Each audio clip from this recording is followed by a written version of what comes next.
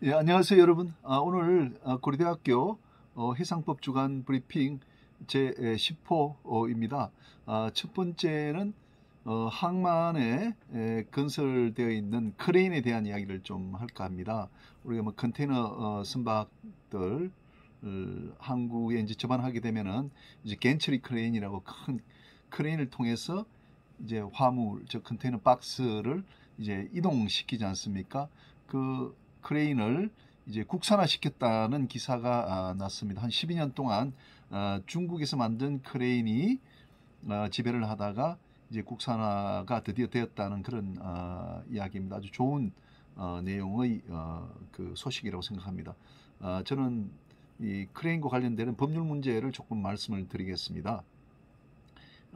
그 도순사가 선박을 이제 부두에 접안시키는 과정에서 빠른 속도로 들어온다든지 아니면 각도를 크게 해서 이렇게 들어오게 되면은 이 선박의 앞부분이 부두 안쪽으로 쑥 들어가게 됩니다. 이제 그렇게 해서 겐처리 크레인의 그 다리를 치게 되면은 이제 겐처리 크레인이 무너지는 그런 일들이 일어나서 큰 손해가 발생하게 됩니다. 2년 전에 밀라노 브릿지라고 부산 신항에서 큰 사고가 난 적이 있습니다. 그때는 선박을 이제 운항하던 그 선주 혹은 그 나용선자가 이제 그 과실이 있는 도순사나 선장의 사용자로서 이제 책임을 부담을 하게 됩니다. 불법행위 책임을 부담하게 되는 거죠. 그 경우에 이제 뭐 대표적인 책임 제한 사건이 됩니다.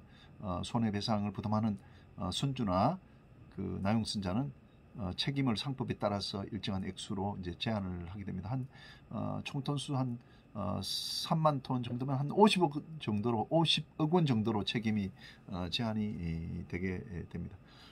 그다음 또 반대로 겐처리 크레인이 무너져 가지고 선박이 손해가 있는 그런 경우가 있습니다.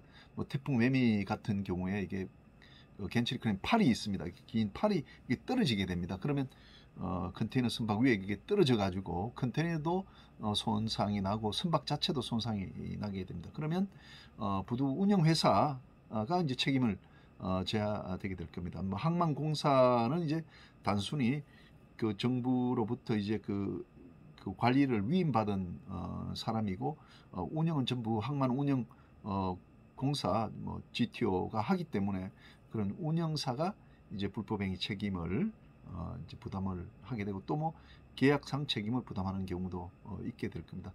이렇게 이제 책임을 부담하는 사람들은 이제 보험으로 그 책임에 따른 손해를 이제 커버할 수 있도록 해야 될 겁니다. 그다음에 이제 뭐 두 번째 이슈는 이런 걸 생각해 봤습니다. 우리가 개인이 어느 정도 그 돈이 있을 경우에 선박을 소유하고 또 운영하는 그런 방법이 있는가에 대해서 좀 흥미롭게 한번 살펴봤습니다. 왜냐하면 이제 디지털화가 이제 되면서 뭐 NFT 등등 해서 사람들이 이런 그 자산에 대한 이제 관심이 높아지고 있거든요. 선박 공유 제도가 있습니다. 예를 들면 100억짜리 선박을 10사람이 1억씩 내가 그 소유를 하게 되는 거죠. 그러면 선박 등기부에 이제 공유자로서 등기가 되고 우리가 선박 관리인을 이제 지정을 해서 관리인이 이제 대리권을 갖고 여러 가지 이제 영업에 그 이제 투입이 이제 되게 됩니다. 그러면 이제 수익이 나게 되면은 지분에 따라서 이제 가져가겠죠. 그다음에 이제 그 익명조합이라는 게 있습니다. 익명조합원은 자기가 나타나지 않고 그저 돈만 이제 투자를 하게 되거든요. 근데 그 사업 모든 사업의 주체는 이제 영업자가 되는 것입니다. 그러니까 모든 책임은 이제 영업자가 부담하고 투자하는 그 익명조합원은 그저 익명으로 이름이 나타나지 않은 상태에서 수익을 얻을 수 있는 그런 구조가 되는 것이죠. 그다음 뭐 주식 회사에 이제 투자하는 경우는 내가 이제 주주에 지나지 않기 때문에 뭐 큰 권한이 이제 없을 겁니다. 그다음에 이제 선박 투자해서법에 따라서 이제 투자하는 경우도 이제 마찬가지입니다. 그래서 개인이 선박의 소유자가 되면서 조금 폼을 잡겠다 하면은 제가 볼 때는 현재 우리나라 상법상으로는 선박 공유 제도가 제일 좋은 제도가 아닌가 이렇게 그 생각이 듭니다.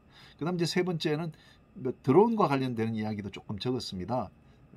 최근에 보니까 이제 그 드론을 이용해서 한 1km 정도 산소까지 배달이 가능하다 이렇게 돼 있거든요. 그래서 부산 외항에 닫혀놓고 있는 선박에 대해서도 우리의 짜장면을 시켜 먹을 수 있는 그런 시대가 왔다 생각이 되고 원격 조종을 하게 되겠죠. 드론 스테이션에서 드론이 1km 뭐 이동할 수 있도록 원격 조종을 하게 되는데 그때 이제 드론이 추락해가지고 어떤 사람을 다치게 했다든지 재물에 손해가 발생했다고 하면은 책임관계 어떻게 될 것인가? 그래서 이제 비록 기계가 기계에 의해서 손해가 발생했다 하더라도 기계를 지배하는 것은 드론 스테이션에 있는 드론 회사겠죠. 그래서 그 드론 회사가 그런 불법행위 책임을 부담하게 될 겁니다.